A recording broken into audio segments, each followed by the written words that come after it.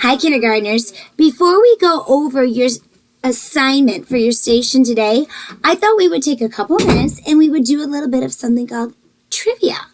Have you ever heard of the word trivia before? All right. Well, what trivia is when someone asks you questions and you see if you can answer them. And they can be on all sorts of things, just out of the blue facts. Okay? Now, what I want to focus on is not just the answers to the trivia, but strategies we can use when we don't know a lot about something. The way we can think about things. Now, Mrs. Finkel's never been very good at trivia. When I was little, we had a game called Trivial Pursuit, something like that. Yeah. And it was this fun game. And when we would get together with my bigger family, sometimes they would play that. And I had this uncle who really knew a lot of trivia. And one time I asked him how he knows all that. Now, he did have a pretty good memory, but he said he had a trick. If he didn't know about something, he thought about what he did know, and he tried to see if that could help him answer the questions. We might need to do that. We might not need to do that today. All right, let's see how that goes with some of our trivia and see if we like doing trivia. Okay, here we go.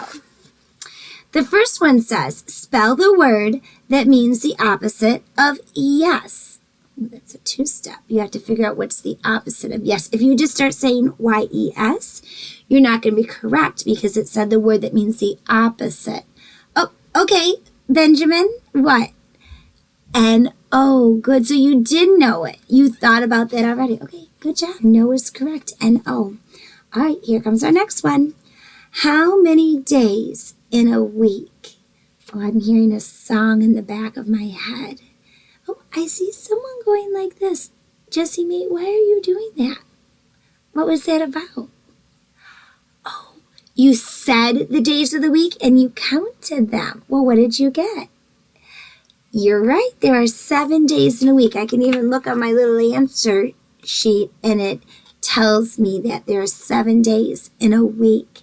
Now, when you were thinking about that, in my mind, I was hearing that song from Barney that goes, there are 7 days, there are 7 days. Yeah, so sometimes we recall something from the past. Okay, let's see. Continue this rhyme. Starlight, star bright. First star I see. Oh, I see you're raising your hand. Hunter, have you already heard this poem? No, you haven't. Well, why do you think you have a guess? Oh, you notice that a lot of the poem rhymes, so you think that the word's going to rhyme? You think you know it? Okay, I'll say the poem again, and then you say it out loud when I get to that spot. Okay, here we go.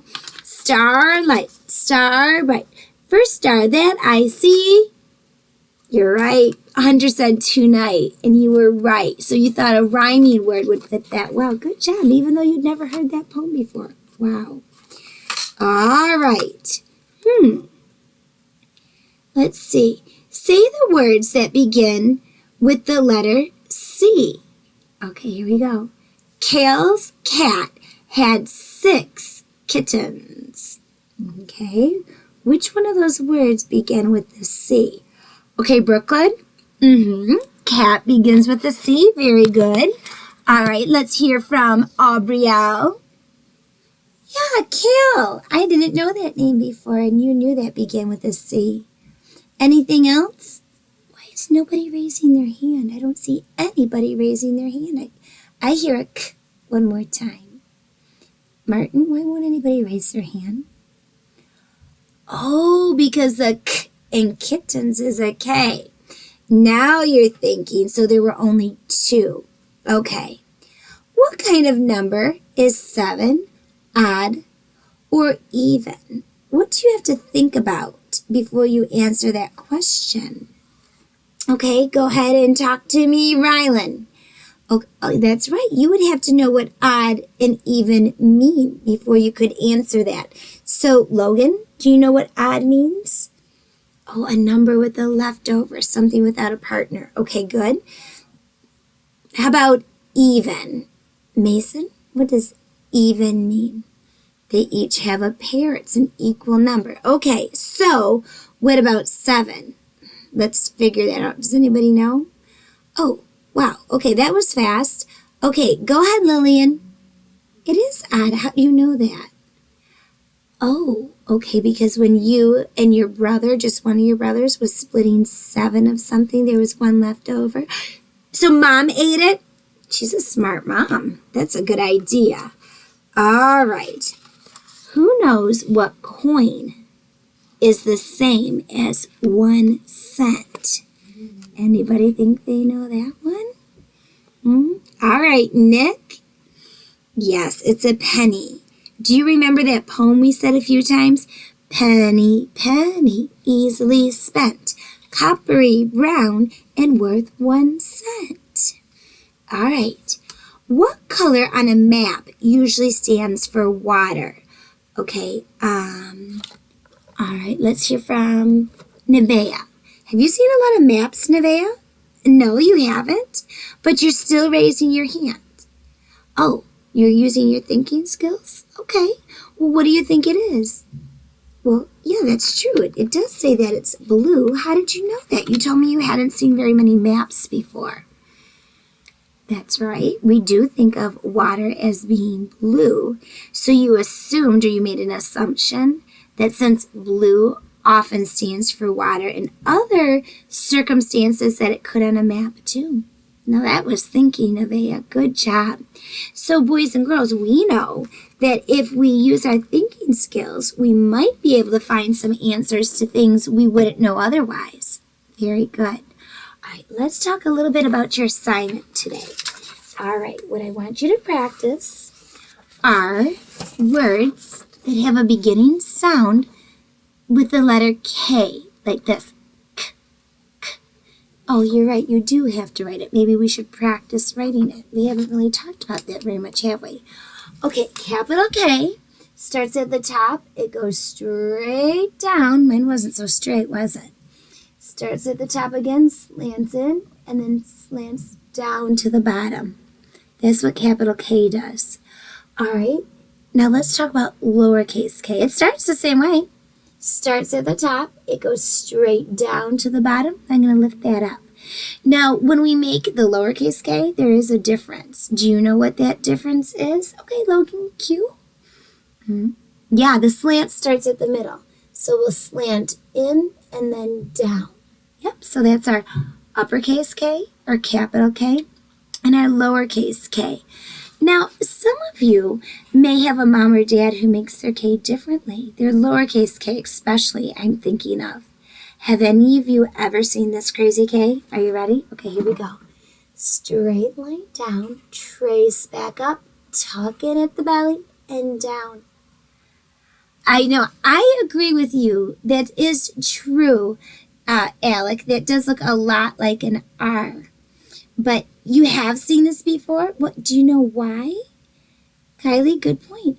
A long time ago, anyone who went to school in Utica, that's how they taught them to make their K. Yep, they called it something funny. They called it Danielian. And so sometimes you see things written around our school with a lowercase k that looks like that. I mean, I guess I can understand where they get that from. If I erase this part, you're right, it would look like the K a little bit more, wouldn't it? Well, just be on top of things. If you ever see that, know that that's a lowercase k, just a different way of making it. All right, so your pictures at the bottom, I'm going to say them so you know. Harp, kid, now that's a name for a baby goat. Monkey, koala, king, eggplant, sink, kangaroo. Now, I know some of you heard the K at the end of sink, but we're just doing the beginning sounds. So if it doesn't begin with K, you're going to put it down here. All right. Now, for the second one, hidden letter K. If you see a capital K, you're going to color it R-E-D. All the capital Ks. I know you're going to have to look closely because the capital Ks and the lowercase ks look quite similar. I'm going to show you how similar they look on this paper. here is a capital K. All right. And the lowercase k, look at it just starts a little bit below where the capital K started. So this one I'm going to color red. And this one right here, I'm going to color green. So you're really going to have to look on this one. I'm not joking. It is kind of a hard one. Yeah, just take your time when you're doing it and really look closely. All right, boys and girls, that's the practice that we're going to do with the letter K. And maybe you can think of a trivia that we can do later in the afternoon, and maybe we can see if you can stump somebody in the class. Oh, stump means kind of like trick them, like they can't think of the answer. All right, boys and girls, good luck.